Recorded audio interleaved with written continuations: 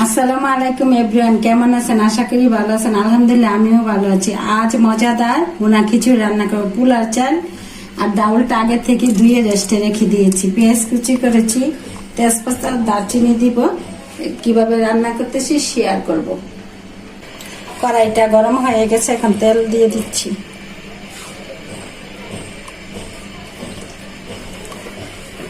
কয়েক গোটা এলাচি দিয়ে দিচ্ছি, তেজপাতা দিয়ে দিচ্ছি, দারচিনি। এখন তেলটা ভালো করে গরম হয়ে গেছে, পেঁয়াজ কুচিগুলো দিয়ে দিচ্ছি।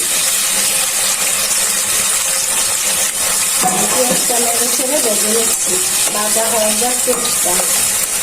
আর পেঁয়াজটা আস্তে আস্তে ভাজা হয়ে গেছে। আর ভুনা খিচুড়ি পোলাও যদি জর্জরা খেতে চান বোনেরা, তাহলে চাউলটা আগে থেকে ভালো করে ধুয়ে রেস্টে রেখে দিবে কমপক্ষে আধা ঘন্টা। তাহলে পোলাও চালটা বেশি বাড়তে হয় না, আর সফট হয়, জর্জরে হয়। আর সাথে সাথে যদি সময় না থাকে, চাউলটা যদি শক্ত থাকে তাহলে বেশি বাড়বে না, হালকা বাড়বে। হালকা বাড়ার পরে ফুটন্ত পানি দিয়ে দিলে পরিমাণ মতো, তারপরেই জর্জরা হয়ে যায়। এখন আমি চাউলগুলো আগের থেকে পরিষ্কার করে দিয়ে রাখা রেস্টে রেখেছিলাম, চাউলগুলো এখন দিয়ে দিচ্ছি। চাউলটি দিয়ে নেব।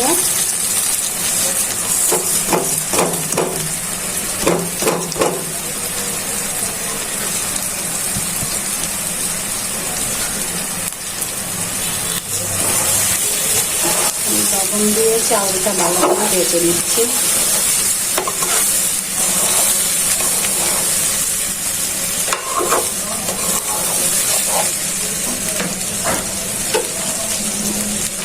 এখন লো হিটে চাউলটা ভেজে নিতে হবে, না হয় চাউলটা পুড়ে যাবে।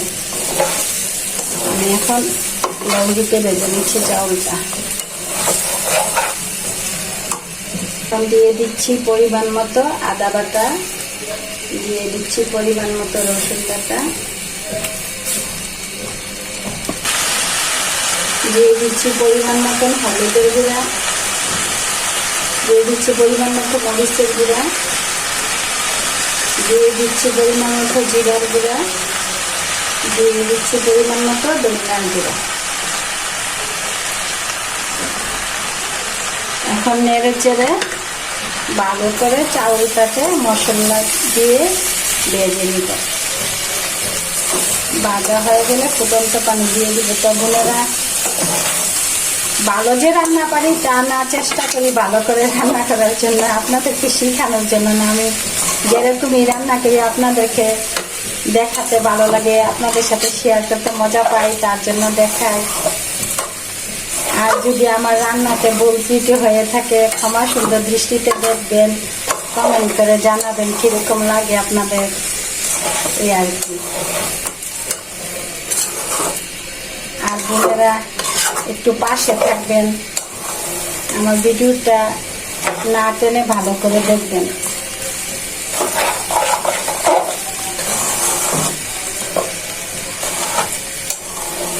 লাইক দিবেন, কমেন্ট করবেন, শেয়ার করবেন, কারণ আপনার একটা শেয়ার, একটা কমেন্ট অনেক লোকের কাছে নিয়ে দিবে। আমি একটু আত্মতৃপ্তি পাই, আনন্দ পাই।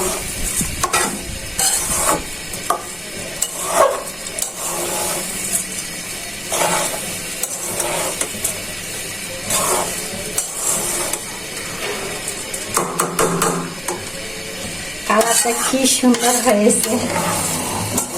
তো বোনেরা, চাউলটা সুন্দর মতো লো হিটে ভেজে নেওয়া হয়েছে। এখন দিয়ে দিচ্ছি পরিমাণ মতো পানি। আমি আধা কেজি চাউল নিয়েছি, ওই পরিমাণ মতো আমি পানি দিচ্ছি। দিয়ে দিচ্ছি 1 কেজির মতো পানি। তাইলে এখন পানিটা দেওয়া হয়ে গেছে। এখন লো হিটে দিয়ে দিচ্ছি, চুলার আঁচটা যাতে তাড়াতাড়ি বলক এসে যায়। বলকটা এসে গেলে পরে আবার লো হিটে দিয়ে দিবে। এখন হাই হিটে দিয়ে দিচ্ছি, ভালো করে বলক আসার জন্য। তো বোনেরা, এখন ডেকে দিই।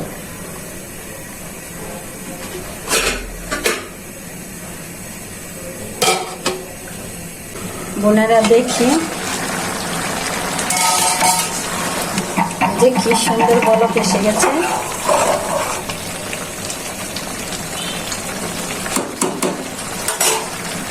এখন খালি করা কাঁচামরিচ গুলো দিয়ে দিচ্ছি।